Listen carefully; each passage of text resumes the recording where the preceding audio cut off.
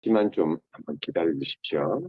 이 하나님의 말씀, 이 세 번째 캠프, 하나님의 말씀 우리가 같이 한번 읽었는데, 장래일, 또 환상, 꿈, 이 얘기를 했습니다. 그 말은 무슨 말이냐면은 초대교회의 미래가 확실히 보였다. 그 말씀이겠지요. 초대교회의 미래가 확실히 보였다. 초대교회의 미래만 확실히 보인 것이 아니라 우리의 미래도 확실히 볼 수 있다. 이 말씀이지. 우리의 미래가 확실히 보여진다면 우리가 두려워하거나 많은 것을 염려하거나 걱정할 필요가 사실은 없는 것입니다. 길이 보이기 때문에. 자, 어떤 길이 열려져야 됩니까? 지금 우리 다락방에는 3시대를 열어야 된다. 분명한 길 제시를 했습니다. 3시대. 어떤 시대입니까? 첫 번째 시대가 강단 시대. 그건 예배를 말하는 거죠. 예배. 많은 사람들이 그냥 예수 믿기 때문에 또 종교 생활하는 사람들은 또 자기 개인의 종교를 따라서 뭐 예배 드리려고 하고 또 뭐 불공 드리려고 하고 미사 드리려고 하고 갑니다. 뭐 체질에 따라서 가는 것이 아니라 그 각각 종교의 그 예배 규범이 있죠. 그거 따라서 갑니다. 기독교인이 되면은 당연히 예배를 드립니다. 그렇기 때문에 길이 아니죠. 길인 것 같지만은 길이 아니죠. 남들 하기 때문에 같이 하는 겁니다. 그거는 미래를 확실하게 보고 가는 길이 분명히 아닙니다. 미래를 보고 확실히 간다는 것은 내가 저기로 가면은 내가 분명히 세운 목적, 계획, 뜻, 일 이런 것들이 확실하게 이루어진다라는 전제하에 가는 거 아니겠습니까? 자, 그렇다면 우리가 이 강단을 왜 지켜야 되느냐? 하나님의 말씀을 왜 우리가 듣고 또 이 하나님의 말씀을 언약으로 붙잡고 기도해야 됩니다. 이제 이게 굉장히 중요한 부분이죠. 그러면서 중직자 시대 열어야 된다. 중직자 시대. 중직자 시대는 왜 열어야 됩니까? 현장에서 많은 사람들이 죽어가고 있기 때문에. 문제 일어났는데 그 문제를 치유할 수 없기 때문에. 그것 때문에 아파하고 상처 입고 죽어가고 있기 때문에. 그래서 중직자 시대를 반드시 열어야 됩니다. 그 현장의 중직자들을 통해서 지교회 운동을 펼쳐야 됩니다. 지교회 열어서 하나님의 말씀 붙잡고 기도해서 승리할 수 있도록 만들어줘야 된다. 그렇게 하려면 우리 중직자들이 이제 진짜 일어나려면은 다른 대안이 있는 것이 아니라 우리 부교육자들과 합쳐서 교육자들과 힘을 합쳐서 뭐 해야 되느냐? 렘넌트 일으키는 방법이 이외에는 다른 방법 없다. 다락방에서 제시하는 3시대입니다. 이것만 확실하게 하면 된다. 이것만 오직 하면 됩니다. 그 오직에 대한 발견이, 오직에 대한, 오직에 대한 분명한 발견이 있으면 그러면은 어떻게 됩니까? 유일성의 응답이 개개인에게, 교회에, 사역 현장에, 우리 중직자들에게, 렘넌트들에게 확실하게 오게 돼 있다. 이게 하나님의 나라 임하는 것이고 하나님의 나라 임하는 그 자리에는 재창조의 역사, 쌓이고 쌓이고 쌓이면은 재창조의 역사 일어나게 돼 있는 무슨 특별한 신비적인 능력으로 일으키는 것이 아니라 어떤 한 사람의 재주로 능력이 출중한 사람이 나타나서 그 역사를 일으키는 것이 아니라 하나님이 오직 유일성 재창조의 응답으로 우리 개개인에게 교회의 현장에 중직자들과 산업에 역사하는 것이다. 자, 이런 3시대를 열어야 된다라는 분명한 길을 하나님은 우리에게 제시하고 있습니다. 이 길을 벗어나면은 그러면은 우리가 어디로 가야 돼? 뭐 해야 되느냐? 어떻게 해야 되느냐? 항상 퀘션이 따라.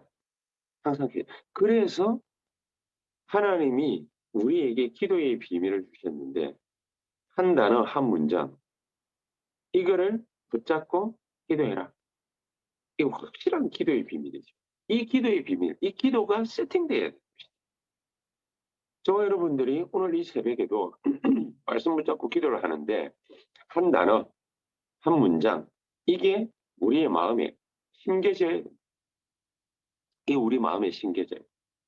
저는 한 가지 분명하게 딱 심겨집니다. 아, 올해 작년 한 해를 보내면서 정말 예배를 확실하게 내 삶에, 우리 교회의 모든 사역에 시스템으로 확실하게 각인뿌리 체질돼야 돼. 그 개인부터 시작이야. 예배가 중심이 되어지는 삶, 교회가 중심이 되어지는 삶. 그게 바로 성막 중심, 회막 중심, 정막 중심의 삶 아닙니까? 성전 중심의 삶이거든요.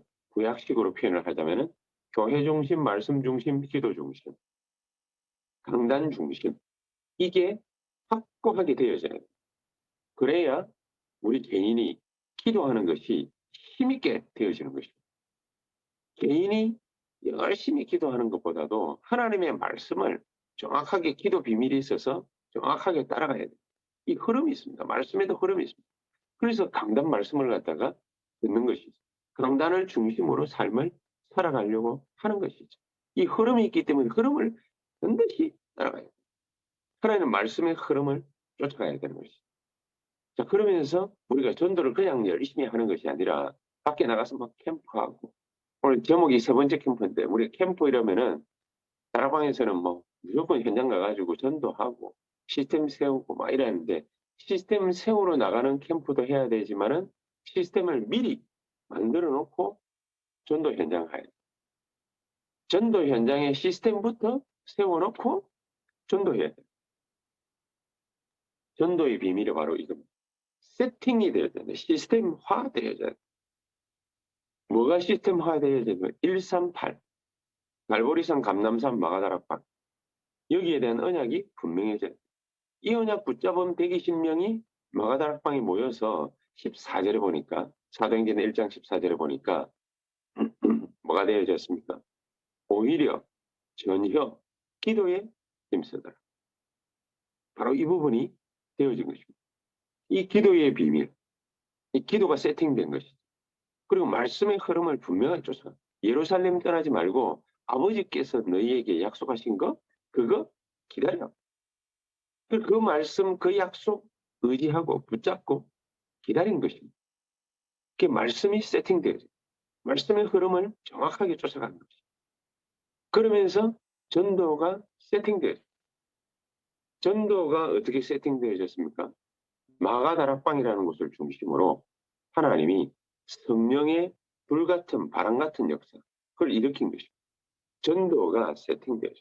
120명이 모여서 하나님의 언약 붙잡고 기도하는 것 자체가 세팅된 거죠.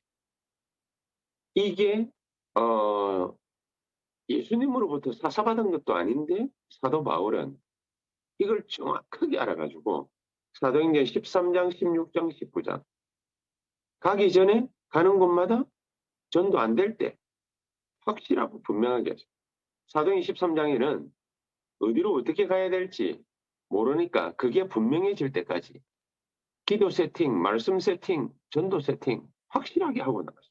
그래서 구보로 가가지고 살라미에 이르러 유대인이 사는 그 마을에 가서 회당으로 막바로 파고들어간 거죠. 거기에서 총독에게 바로 전도한 거죠.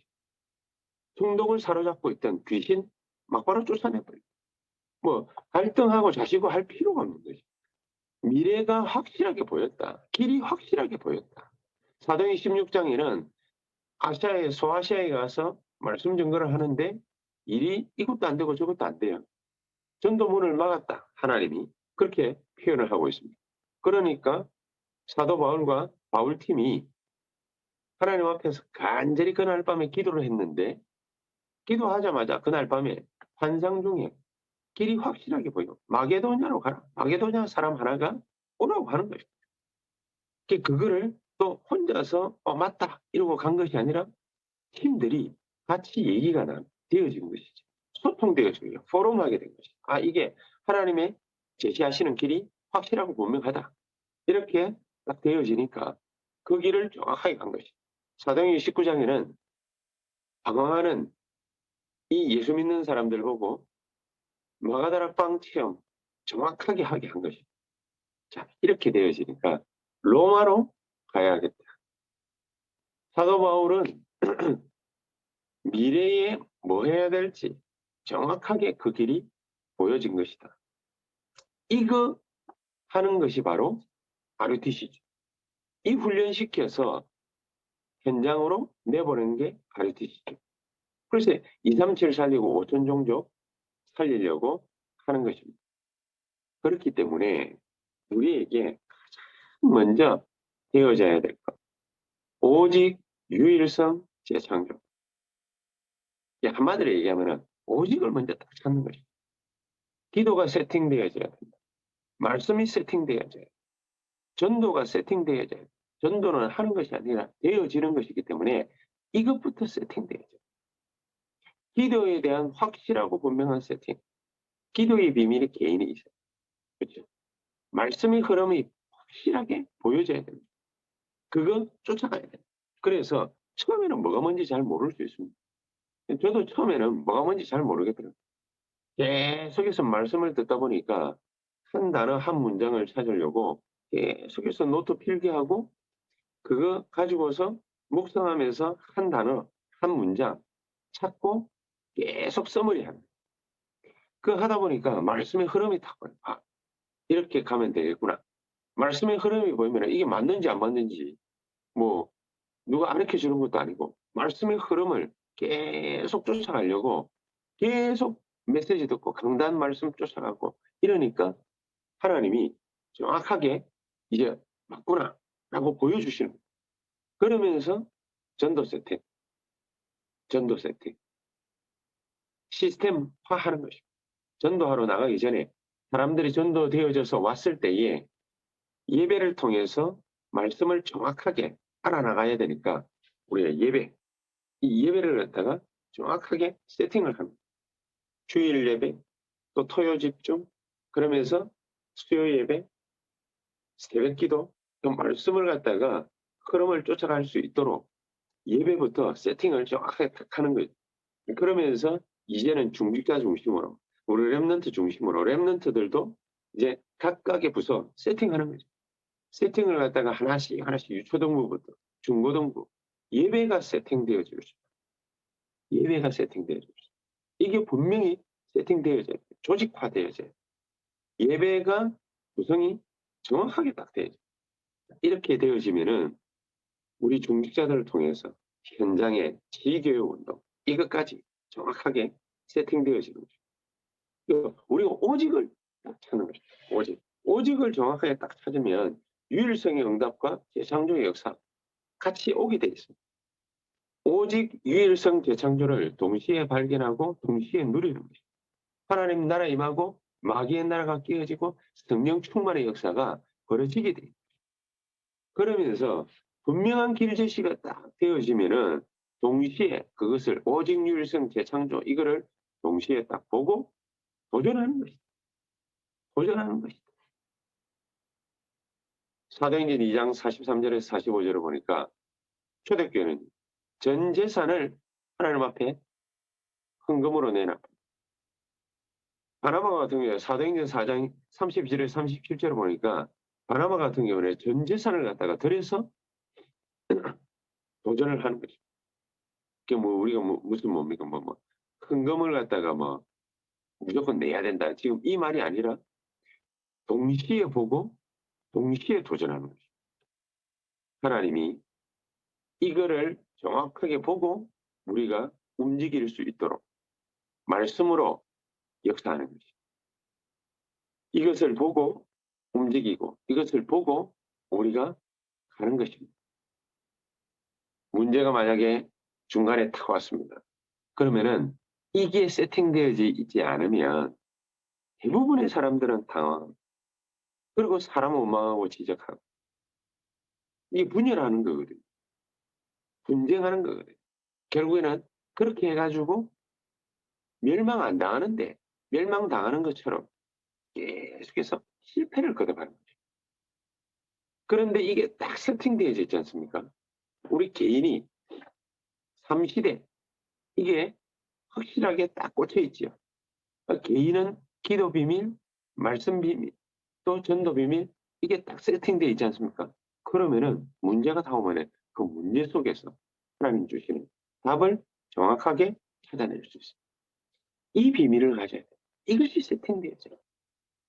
오늘 이 새벽에도 이 축복이 우리에게 반드시 있고 넘치게 해달라고 우리 한번 합심해서 간절히 기도하시고, 우리 유초동부, 중고동부, 대학청년부, 또 우리 중직자들과 산업인들을 통한 현장의 지교육 운동 일어나게 하옵소서. 거기서 예배 운동 일어나게 하옵소서.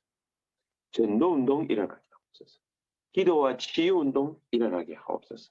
우리 렘넌트들을 본격적으로 일으킬 수 있는 하나님의 역사 있게 해 주시옵소서. 세언약교회를 이것 때문에 축복해 주시고, 237 살릴 만큼 세계화되어지게 하시고, 5천 종족 살릴 만큼 세계화되어지게 하옵소서.